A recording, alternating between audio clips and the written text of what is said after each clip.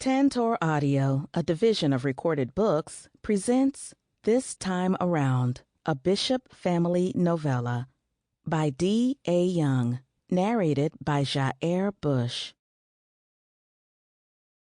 1. Thanksgiving, Los Angeles. Darcy Bishop quietly closed the front door of the luxury craftsman-style home behind her and blew out a relieved sigh. Coming here today had been a mistake, she decided somberly. Leaving was the only way to rectify her moment of weakness. She'd barely started down the circular driveway when the door was flung open and her daughters, Rowan and Karim, ages 23 and 20, practically tumbled out. "Wait, Mom," her oldest called. Darcy faced her with a neutral expression. As a broadcast journalist with decades of experience under her belt, the 48-year-old was a pro at concealing her emotions. "Yes, sweetheart." "You can't go yet. The Spades and Phase 10 tournaments are about to start. Granddad wants you as his partner," Rowan shared, grinning. "You know he always insisted that you're his good luck charm." "Yeah, don't go, Mom. Besides, you haven't even had a slice of Grandma's sweet potato pie either," Karim wheedled, tempting Darcy. "Oh, and Zoe has selected you to be the subject of her most influential person in my life report," Rowan tag-teamed, giving her mother a winning smile. "See? It's like you and Dad instilled in us from an early age. Representation matters. Because of you, she's decided to become a journalist." Even though the proof was standing before her, Darcy had a difficult time believing her babies were all grown up. Rowan lived here on the West Coast with their father, Karim, Darcy's ex-husband, but shared a condo with her best friend. A graduate of UCLA, she was a production assistant at a movie studio. Karim was a junior at UConn and a point guard on their women's basketball team. She'd moved from LA to make her home base in New York with Darcy during the school year. Beautiful in their own right, they shared the perfect combination of their parents, with Darcy's doe eyes and bee-stung lips, and a feminine version of Karim's broad nose and his curls. Rowan's corkscrews fell to her chin, and she dyed them a marmalade hue, while Karim wore hers in a tapered crop. "I'm sorry, girls, but I can't. I'm meeting a former co-worker for drinks later and still need to freshen up at my hotel. You remember Bryn, right? She was the meteorologist when I worked at station KSYZ. As for Zoe, let her know she can do breakfast Sunday morning with us if she's available. Otherwise, I'd be more than happy to FaceTime or take calls for whatever she needs." The meeting was a lie. However, Darcy didn't even feel bad at how glibly the falsehood rolled off her tongue. She was desperate to save face, get away, and simply be anywhere but here. "You mean get away from him," her heart corrected smugly. "Girl, you can't run from what I'm feeling." "Shut it," her mind combated. "Can't you see this was a terrible idea? And about the way you're not built for that kind of heartache again." Darcy bit the inside of her cheek to keep from pouting like a 5-year-old at being mentally called out. "Are you okay, Mom?" Rowan inquired, concern etching her pretty face. "You know she doesn't mean anything to—" "I'm fine," Darcy interjected, holding a hand up to halt her daughter's pity spiel. Karim tried next. "Dad seemed surprised, too. He would have let us know beforehand if—" "Your father's business is not my business anyway, girls. I'm honestly just grateful your grandparents were kind enough to include me. This was the first Thanksgiving in eons that we got to celebrate together." Karim brightened and grinned widely. "That's so true. Since Christmas is our thing, we're always with Dad, and you were away on assignment and then later hosting your own show. Despite that fiasco earlier, and in the words of Ice Cube, today was a good day." "Yay, yay," Rowan chimed in, deepening her voice to mimic the rapper-actor, and they all shared a laugh. "Not to mention Grandma's food was on point as always." "Janina Bishop always did know how to burn in the kitchen. Everything was delicious," Darcy concurred. It was her second lie of the day.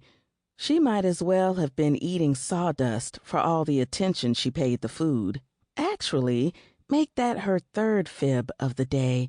The first was pretending she hadn't given one iota of a fuck when she'd been blindsided and knocked flat on her ass an hour ago.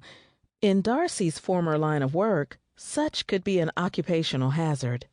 In a house full of 20-plus people, all related to your ex-husband, it was extremely mortifying and utterly sad. Humiliated and tragic were two things Darcy strived not to be if she could prevent it, especially in public. Pissed off and offended were another matter altogether. Which, let's keep it real, those are two things you frankly have no right to be, boo. Her conscience, who sounded remarkably like Annalise Keating, admonished, as if Darcy needed to be hounded for her life's choices again. Amen, Corinne seconded, patting her washboard abs. I'm ready for round 3 right now. Rowan grimaced. Round 3? I swear it's a complete mystery to me where you put all that food. I'm still trying to squeeze in room for dessert. According to your father, that's an athlete's metabolism, Darcy answered. However, I'm not convinced Tim, Corinne, and his brothers don't each have a secret spare stomach for emergency use, she teased, reaching up to pinch her youngest daughter's cheek. At 6 feet even, her height came from Kareem's side of the family, while her sis and mom were identical at 5 feet 6 inches. A slight movement drew Darcy's attention. She noticed the front window curtain flicker, and her stomach plummeted. Nope. She refused to be ambushed twice in one day. Squaring her shoulders and steeling her spine, she pasted on a smile for her daughter's benefit. Okay, babies, I've got to run. Don't forget spa day at my hotel starts at 9 sharp in the morning, followed by a Christmas movie marathon and Chinese takeout in my suite afterward. We won't, they chorused. Can we make it Korean barbecue instead? Corinne pleaded. Only if we get the classics out of the way first. Home Alone and The Preacher's Wife, followed by This Christmas, Darcy haggled. And you have to tell me all about who you've been texting on and off today when you think no one's looking. Bloop, Rowan laughed, hip-checking her sister. Busted. Corinne scowled at being put on blast and elbowed her side. Are you sure that's how you want to play this role? Because if so, I'm certain we'll also have plenty of time to discuss whoever has your nose wide open. Rowan blanched at the barely veiled threat.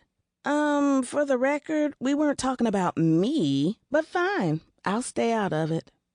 Darcy's perfectly arched brows lifted with suspicion, her stare ping-ponging between them. Her daughters fidgeted uneasily when a devilish grin stretched across her lovely face. Did both of you forget that I made a career out of getting the inside scoop? You've been officially put on notice. Might as well share who you're booed up with now. Where's the fun in that, Mom? Rowan teased. We plan on making you work for it. Love you. I love you girls more, Darcy affirmed, smiling wistfully.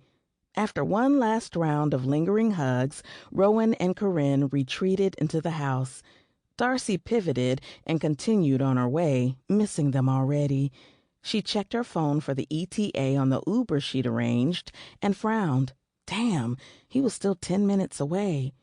Just freaking perfect, she griped, feeling like a bag of trash that was waiting curbside to be collected. Girl, you should have stayed your ass in New York for the holidays instead of hightailing it out here, her conscience taunted. Actually, no, that's not true. God reveals everything in His time. You were meant to witness today's whatever the hell that was. But did you really believe it would be so easy to walk up in there and pick up what you dropped like a hot potato? Shame on you, sis. You got folks entirely fucked up with that warped logic. Oh, and while you're at it, check your out-of-control ego, too. Darcy pressed her lips together and blinked back the sheen of moisture gathering in her eyes. Albeit, she'd known things weren't going to be easy, yet she'd been purpose-driven to obtain a resolution, convinced it would be worth the trouble she'd gone to. How delusional of her. She was categorically too old for this shit and feeling defeated. The need to run and lick her wounds was overwhelming. She couldn't wait to get back to the shelter of her hotel room and do just that. Darcy was so fixated on her toggling thoughts that she failed to notice she was no longer alone. Leaving in a hurry and with barely a goodbye? Classic Darcy, Karim mocked in his silky smooth baritone. You haven't changed one bit. Startled, Darcy shrieked and whirled around, phone clutched to her pounding chest, her heart pumping erratically. Dear God, what in the hell is wrong with you, sneaking up on me like that? A small smile tugged at the corners of his mouth, and a twinkle of charm danced in Karim's eyes as he held up his hands, placatingly. My bad. I didn't mean to scare you. Suddenly, Darcy's accelerated heartbeat had nothing to do with being surprised and everything to do with the tall, wide-shouldered man dipped in confident swagger that was standing not even 5 feet from her. She swallowed audibly and almost choked on her drool. 50 where, bitch? Karim was running on Benjamin Button time. His golden brown complexion remained unlined as the day they'd met over 2 decades ago. His finely carved face held eyes that were constantly brimming with good humor. They'd always reminded Darcy of warm pecan pralines, and paired with full lips that were quick to smile, the man was obscenely gorgeous. The only physical changes were his newly acquired goatee and the hint of silver threaded into his thick black coils. Darcy didn't need X-ray vision to know that underneath his fitted cashmere turtleneck and tailored slacks was a body sculpted of muscle. The former wide receiver turned sports analyst and gym owner hadn't slacked a day in his workouts since retiring from the NFL. Well, you did, Darcy laughed and cringed inwardly at the breathless sound. She nervously tucked a few errant strands of hair behind her ear. Even if it killed her, she vowed to be civil instead of railing and cursing him out for bringing her here. Do you need something? My Uber should be here soon. She would have been shocked to learn the impact the infectious tingle had on Karim's libido. As he was busy doing some inspecting of his own, he neglected to answer Darcy. Trapped in a room full of gossipy relatives watching their every move, heads swinging back and forth as if they were at a tennis match, he hadn't been able to give his ex-wife the full scope of his attention that a woman of her caliber undeniably deserved. Sweet baby Jesus have mercy. Karim groaned internally and licked his lips. The woman was 2 levels above otherworldly fine and only grew more intoxicating with age. She looked more like their daughter's big sister instead of anyone's mother. His hands itched to touch her flawlessness. Darcy's skin reminded him of freshly baked gingerbread, looked twice as edible, and was satiny to the touch, everywhere, if memory served Karim. Her mink-brown eyes were sultry with promise. She had a mouth made for giving maximum pleasure and receiving it, too, with a tiny heart-shaped mole just above the left corner that he'd called his good luck charm and always loved to kiss.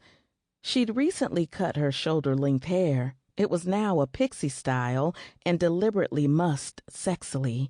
It reminded Karim of the way he used to run his fingers through her tresses when they made love, or yank on them when the girls were asleep and things got downright nasty and freaky between them. The form-fitting cowl-neck sweater dress Darcy wore accentuated her enticing Coke bottle shape that he would have killed to get lost in again. "Karim?" she prodded crisply. Silence. Warmth spread through Darcy's veins at the intensity he radiated. She crinkled her pert nose, blushing underneath his smoldering gaze. "Everything okay?"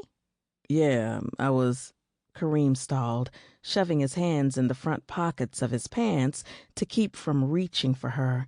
He couldn't help himself. Old habits died hard with Darcy. It was impossible for her to be in the vicinity and him not want to touch her. Yes? Damn, he was blowing this.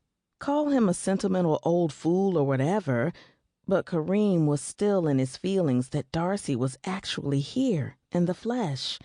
When he'd arrived at his parents' house this morning, his mother immediately put him and his two brothers to work retrieving Christmas decorations from the basement. Karim was carrying the last of the ornaments into the family room when the doorbell rang. His mother's delighted scream of, "Darcy, what a wonderful surprise!" had almost cost her precious family heirlooms when he dropped the box.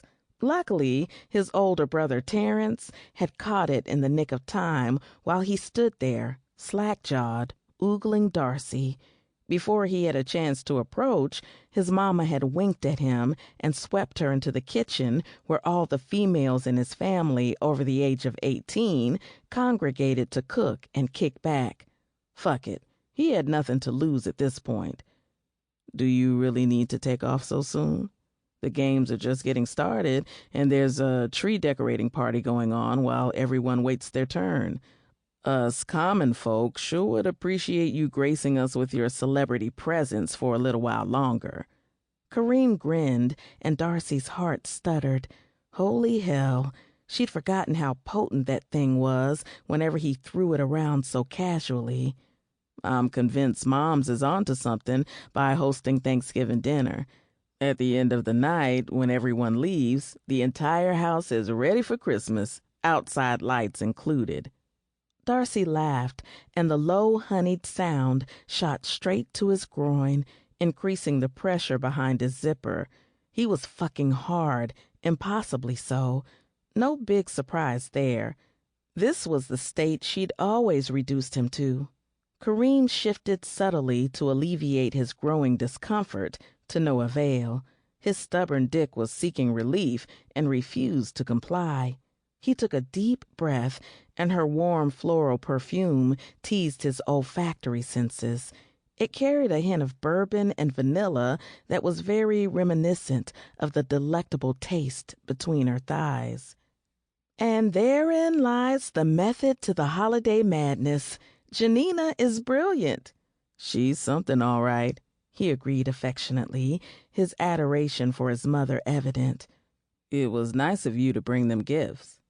Darcy had brought Willie a monogrammed gardening toolkit, Janina some gourmet chocolates and her favorite wine, and a chess set for Granddaddy Sterling to show off back at his nursing home. "You know me. I don't believe in showing up empty-handed." Karim's eyes heated up, and he bit into his bottom lip while stroking his jaw.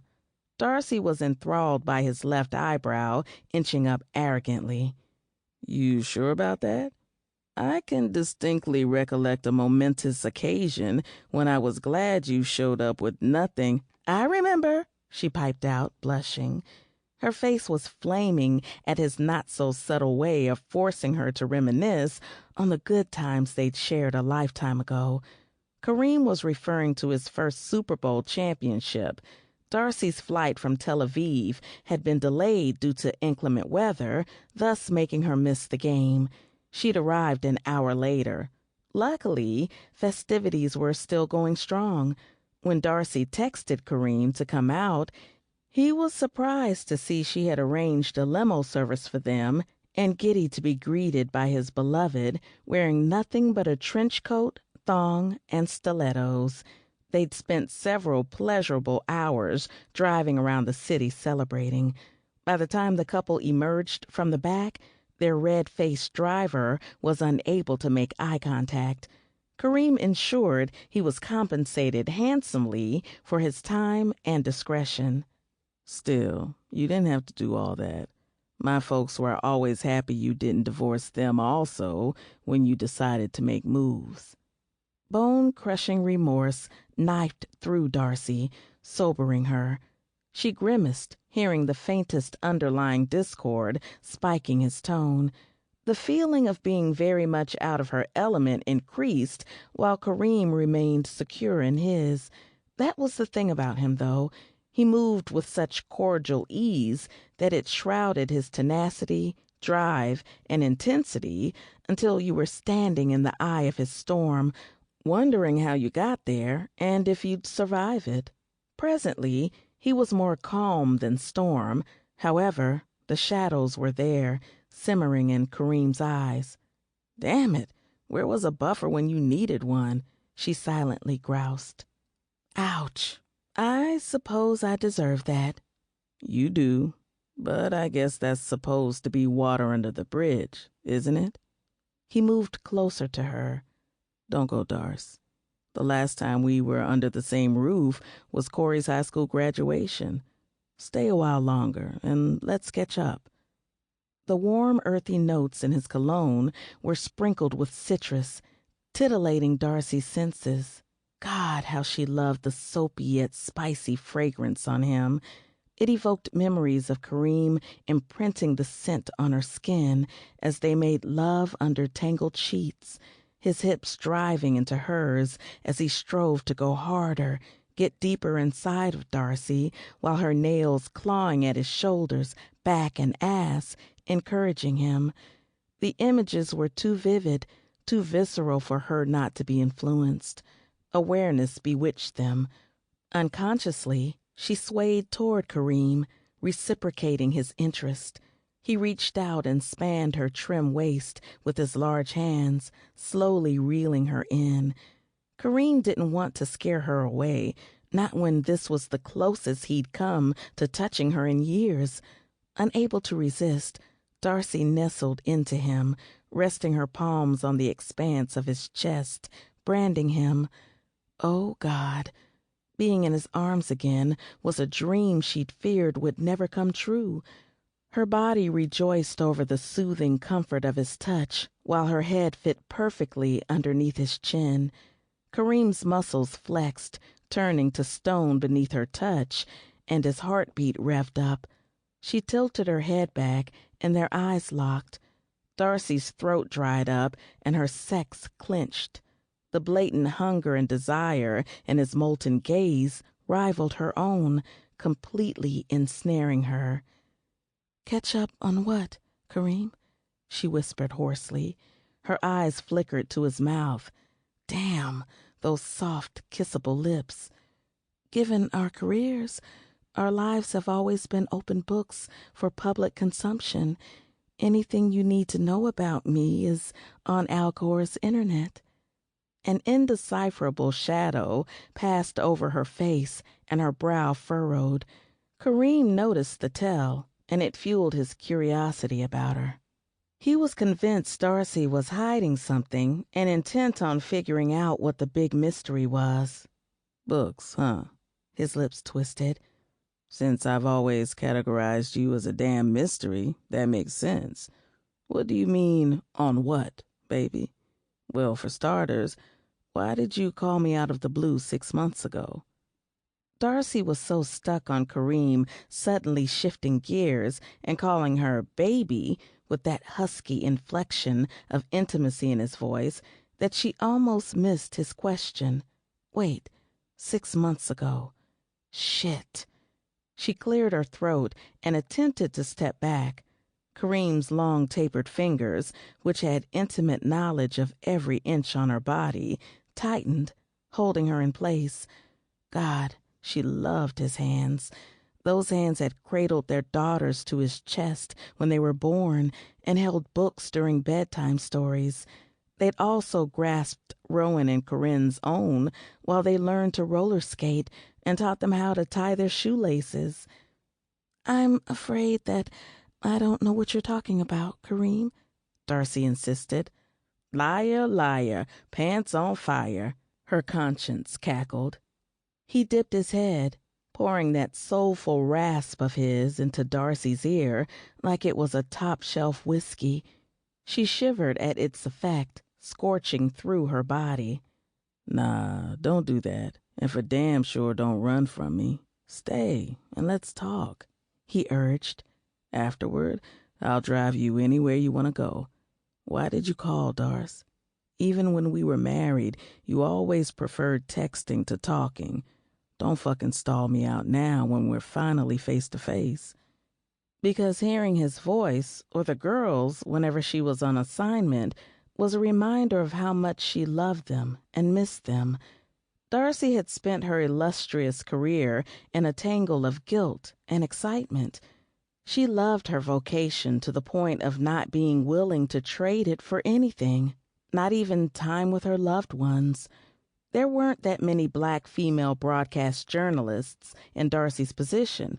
She believed it was her duty to break down barriers and kick the damn doors off their hinges for those following in her footsteps, like young Zoe. She also needed to set a good example and show her daughters that anything was possible if they tried and persisted. As an orphan growing up in the system, that message and mentorship had been missing the majority of her life. Darcy had never had the love and support of a good family until she met Karim's family.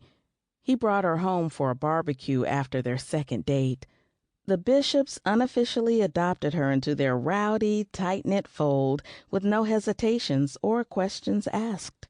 His lips brushed over her ear, then their noses were touching. Goose pimples spread over Darcy's flesh at the feather-like contact as they exchanged exhales. The intimidating bulge at her stomach pressed insistently into her softness. Her breasts swelled, and her now beaded nipples were aching for the rough, eager lapse of Karim's tongue to torment them. She whimpered restlessly. He growled in response, his hands dropping to cradle her hips possessively. Taking advantage of the opportunity to sink into his embrace and revel in his touch, Darcy closed her eyes and welcomed his strength and body heat. She just wanted to be close to him and never let go again. Uncaring of snagging the fine fabric with her nails, her fingers curled into his sweater and held fast. The front door opened. Karim, I don't mean to intrude, but your daddy sent me out here because he said I bring him bad luck at cards. He was very vocal about it, she informed him. And just like that, the reason Karim was losing his chance to spend quality time with his ex-wife on his favorite holiday was hovering behind them. He cursed a blue streak internally. The high-pitched voice doused Darcy like a cold shower. The spell was officially broken. Her eyes popped open in disbelief. She jerked her head back as her common sense was fully restored. Damn it! How could she have elapsed that fast? She was an idiot. Giving Karim a tight-lipped grimace, she shoved his hands away and put some distance between them. "Darcy, I swear it's not what you think," he ground out, his brows pinching together. Like her, Karim had been swept up in their magical vibe, his problem forgotten. He swiped a hand through his curls, and his nostrils flared uncontrollably. His chiseled jaw was locked tight enough that Darcy feared it would shatter. "Doesn't matter. This is probably for the best anyway," she stated philosophically, opposing him with a hint of strain in her voice. "Perhaps regret?" Karim silently questioned. "She's nothing to me," he emphasized. "Give me a chance to figure this shit out. I'll come to you later." "No, don't. It's all good, really," Darcy assured him with a brittle smile. Geez, her chest felt like it was caving in from heartache. "My ride's here anyway. Besides, what or who you do in your spare time isn't my concern. It hasn't been for a long time, Karim." A fact that she never should have forgotten. His eyes flashed angrily at her blasé reply. He took a step forward, and she edged back, keeping their space balanced. "This isn't over, baby. I'll come find you later, and we will be talking." The promise in his stare had Darcy's heart fluttering and her stomach brewing with trepidation. No, Karim. Us getting together isn't a good idea," she rejected, in the hopes of concluding their conversation. "Are you kidding me? It's like the best plan ever," her heart rejoiced. "Say yes." "You're a mess. Her brain snarked back, tough as nails. Keep quiet and grow the fuck up before you hurt yourself. Sample complete. Ready to continue?